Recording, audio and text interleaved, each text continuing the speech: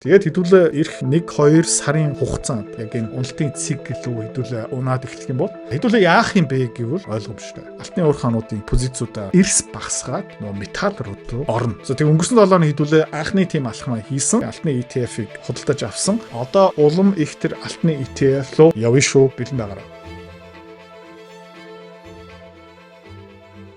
Хөрөнгө оруулалт хийж байгаа хүн юунд анхаарах хэрэгтэй юм бэ гэх юм бол энэ зах зээлийн мөчлөгтөөрөө анхаарах хэрэгтэй. За тэгээ хэдүүлээ ер нь аль хэсэгт нь явж байгаа юм бэ гэх юм бол юучсан stage 1 basing бол биш тийм ээ. Яг гэх юм бол хэдүүлээ all time high хийгээл явж байгаа. Хөрөнгөний зах зээлийн хувьд, алтны уур хааны хувьд алт малт гих мэт ш. За stage 2 баг зэрэг ингээд дээшилж байгаа бас биш баха. Хэдүүлээ ерөнхийдөө хаана явж байгаа юм бэ гэх юм бол stage 3 дээр явж байгаа. За тэгээд stage 3-ын хаана явж байгаа юм бэ? Оргилцэг дээр нэрсэн юм уу? Одоо жоохон topping phase дээр ирсэн байгаа гэх юм бол миний зүгээс заяа. Topping phase дээр явж байгаа. Жоохон complacency лөө орж байгаа юм шиг байна. За тэгээд хөрөнгөний зах зээл дээр хүмүүс оптимистик байхаа болцсон одоо баг зэрэг оптимистик. Ер нь бол бүрэн итгэцэн эсвэл бүр ингээ all time high лөө айгүй өндөр хөшүүрхтэй ингээд тултал нь яваад бүр euphoria гэдэг чинь амнаас нь хус гараад шунал нь барагдхаа болоод хамаг юм зарж % тавиад all in хийдэг цаг мөн байж магадгүй. За энэний дараа ямар цаг үе ирдэг юм бэ гэх юм бол complacency жоохон ханшинд буурахаараа за буцаагаад өсөө явчих байлгүй дээ. Дараагийн хай дахиад 10 20 50% ашиг байгаа хаа гэсэн одоо хэдүүлээ яг энэ complacency-гийн цаг үе дээрээ явж магадгүй. Окей. За тэгээ ямар сектор, ямар төрлийн хувьцаа төрүүлээд оролцогчтой хүртгийг ямар төрлийн сектор төрүүлээд ундаг юм бэ гэх юм бол хэдүүлээ эндээс харж болно. Технологийн салбар тэ нэлээд эрт. Тэрнээс өмнө бүр санхүүгийн салбар дараа нь энгийн аж үйлдвэрлэлийн компаниуд тэгээ хамгийн сүүлд үнэт металл одоо алт, мөнгө, платинум, палладиум гэх мэт шин оргилцэгтэй урдаг. За тэгээд манай schooling гишүүн юм бол бид нэр хаана ерөөдөө багцаа төвлөрүүлж байгаа юм бэ гэх юм бол precious metals дээр ер нь бол нэлийн өндөр төвлөрөл авцсан байгаа. За тэгээ хизээ оргилцэгтэр хүрэх юм бэ? Ямар дараалал явах юм бэ хэдүүлээ харцгаая. За тэгээ энэ мөчлөгтөрөө дахиад юун дээр жишээ олгомоор байна гэх юм бол энэ биткойн те хизээний хааш юм бэ гэх юм бол 2017 оноос 2018 оны энэ оргилцэг таад харж байгаа юм бол те энэ хаваар хүмүүс баг зэрэг ингээ итгэл авсан те гэрэлгээ харагдсан. За илүү оптимистик болж байгаа. Тэгээ энэ нөгөө parabolic те өдөр болгон ханшин өсөөд идэг баг 7 таад ингэ харж байгаа юм бол энэ нэгч улаан 7 хоног байхгүй 1 2 3 4 5 7 хоног тэр чигээ зүгээр өсөлт үзүүлсэн. Энэний дараа тэгээ хүмүүс за окей дараагийн топ хаана байгаа юм бэ ингээ жоохон complacent болоод ирдэг те 20 мянга дээр авсан хүмүүс за 16 мянга дээр жоохон ингээ төвчээ суугаад тэгээ яадаг юм бэ гэх юм бол итгэлээ алдаал тэгэл за окей маш олон хүмүүс тэгээд би амьдралдаа тэгж хизээж энэ лүү орохгүй гэсэн шийдвэр гаргадаг юм. За биткойныг өргөжлүүлээд ингээ харах юм бол 2019 20 21 оны үеэр дахиад нэг оргилцэг хийсэн. Double ерөөхдөө баг нэг double top гэж хэлж болно. Өмнөх шигэ тэ хэдэн 7 хоног дараалалаараа ногоон байж чадаагүй энэ арай структуртэй жоохон итгэл муутай оргилцэг болоод тэгээд ерөөхдөө уналт нь өмнөх шигэ амар байгаагүй. Яг гэх юм бол өмнө тэ маш олон хүмүүс зүгээр all in хийсэн. Бүр ингээ улаарч исэн, амнаас нь хөөс гарч исэн. Дараа нь хүмүүс арай л тэ сэжигтэй ингээ харж исэн. За хэдүүл одоо хаана явж байгаа юм бэ гэх юм бол энэ биткойны хувьд бол тэ оргилцэг дээр хөвцөн байгаа бах магадлал маш өндөртэй. Тэгээ энийг ингээ томоор нь хараад баг monthly сарын chart харах юм бол энд ерөөхдөө нэг shoulder дараагийн head тэгээд энд магадгүй дахиад нэг shoulder гарч ирч магадгүй. Энэний дараа нь тэгэл хүмүүс авах хүмүүс бүгдээр авцсан. Тэгээд дараа нь хүмүүс тэгээд зараад эхлэн. Окей. Эдийн засгийн мөчлийн хувьд бол бид нар хаана явж байгаа юм бэ? Одоо тэрийгээ ерөөдөө ойлгож авахын тулд би таадаг энд юу үзүүлсэн байна гэх юм бол 2022 оноос 2009 оны хооронд ингээд чартыг үзүүлсэн байгаа. Яг цаг хугацааны хувьд бол төгс таарахгүй байгаа. Гэхдээ ерөөдөө нэлээд ойрхон. Тэгээд таад юу арж ийна гэх юм бол нөө S&P 500 2022 оноос 2003 оны хооронд энэ ер нь бол нэг 80 хүртэл ингээ унаад тэгээ оролцог дээр хаа хүртэл явсан бэ гэх юм бол ойролцоогоо 148 хүртэл S&P төрүүлээд пик хийсэн оролцог дээр өрсөн. За тэгээд ойролцоо нэг 6-9 сарын дараа XLE одоо энэ energy sector тэ газ, нефт олборлдог компаниуд энэс жоохон хоцроод оргилцэг хийсэн. За тухайн үед юу болж исэн бэ гэх юм бол нефт улам үнэтэй болж исэн, бензин илүү үнэтэй болж исэн, дизель төлж илүү үнэтэй болж исэн. Тэгээ эдийн засаг дотор юмыг зөөхөхийн тулд, юмыг үйлдвэрлэхийн тулд, юмыг өөрчлөхийн тулд, ган үйлдвэрлэхийн тулд, хөнгөн цагаан хайлуулахын тулд гэх мэт шин юу хэрэгтэй бэ гэх юм бол эрчим хүч тэгэхээр нефтний өртөг өсөж байна гэх юм бол тэр өртөг нь өсөж байгаа. За хизээ нэгэн цагт нефтний үн хааш дэндүү үн дээр болоод ашиггүй болоод эдийн засаг дотор үйл ажиллагаа явуулахын тулд нефтний тэр эрчим хүчний өртөг дэндүүтэй болоод ирэх юм бол ерөөхдөө буцаагаад унаад эхэлчихдэг. Окей. Тэгээд ер нь бол одоо хэдүүлээ юу хармаар байна гэх юм бол заавчгүй энэний дагуу явах ёсгүй. Гэхдээ өнгөрсөн 40 жилийн хугацаанд яг энэ ерөөхдөө дараалал явж ирсэн. Ер нь бол алтан гац маягаар ашиглаж болно. Гэхдээ яг 100% эний араас эний дагуу алхах хэрэггүй. За, мөнгийг харах юм бол оргилцэг ёроол хүртэл таад энд юу арч ийнэ гэх юм бол 2005 оноос 2011 он хүртэл ерөөхдөө пик хийсэн. Таад нь харж байгаа бол энэ 2008 оны S&P 500-ийн уналт байгаа шүү дээ. Энэ уналт мөнгийг амар цогсон. 60% уналт. Окей? 60% уналт. Энийг дараа юу болсон бэ гэх юм бол мөнгө буцаагаад recovery хийгээд оргилцэг дээр хаа хүрсэн бэ гэх юм бол яг $50 дээр хүрч исэн.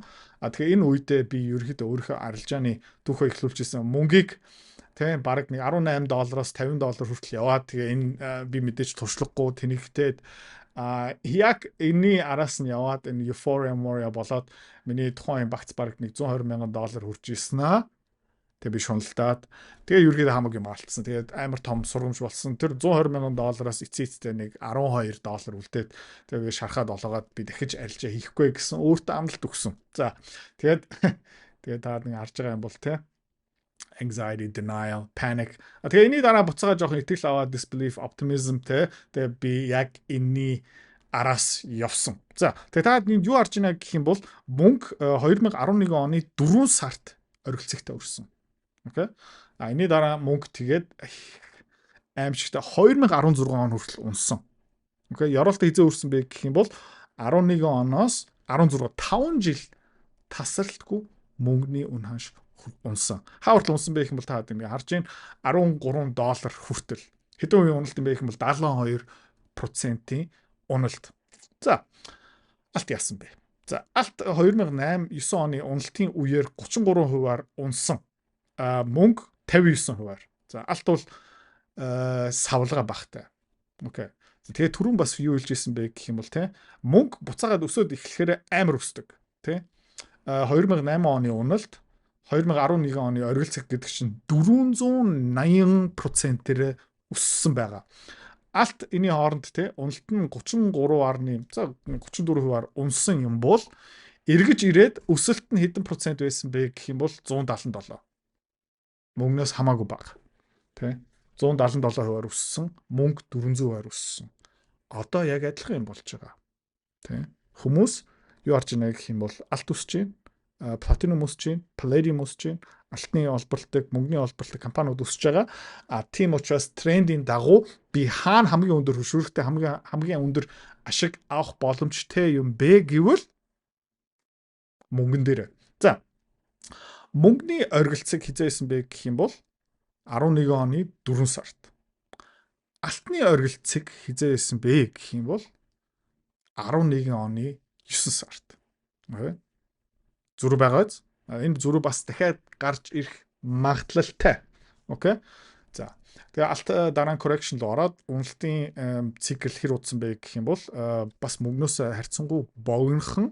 За уналт нь мөнгө бол 70 хэдэн хувиар унсан юм бол алт 45%-аар унсан. Гэхдээ хоёулын дээрээ хідүүлээ үлдмэргүй байгаа шүү. За манай таргетуудаа хүрчих юм бол хідүүлээ позициудаа нэлээд агрессивээр багасгах нь. Окей. Тэгээ өөр сектор руу явна эсвэл бүр шорт хийн. Окей. За. S&P 500 яасан бэ гэх юм бол 57%-аар унсан. Окей.